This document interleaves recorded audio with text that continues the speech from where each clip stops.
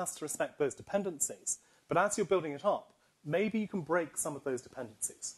So there are real dependencies and there are accidental dependencies.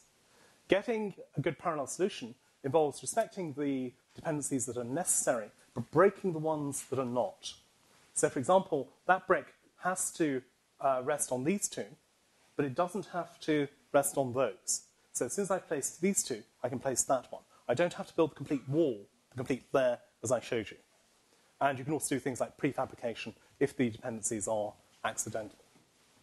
And guys, if you're using concurrency approaches, I'm afraid you have to solve all this stuff. I don't think this is a good move for a Megacore system.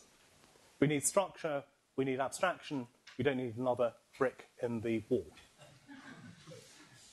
What we need to do is to think in parallel, new high-level programming constructs, allowing us to deal with hundreds of millions of threads, as I showed you.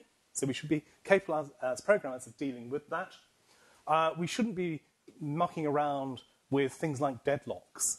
Okay? Some very, very clever people trying to solve problems of deadlock detection. It's a bit like curing cancer. Okay? It's great to cure cancer, but personally I'd rather not have it in the first place. And that's what deadlock is. You cannot program effectively while fiddling with communication, etc.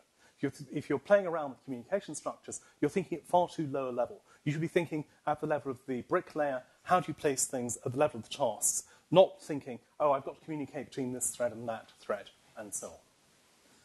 And this is a bit frightening for the modern generation. You have to think about performance. Okay? For the last 20 years, people have basically been ignoring real performance information. They've had abstract models that help them with the programs. This is okay because all architectures have basically been the same.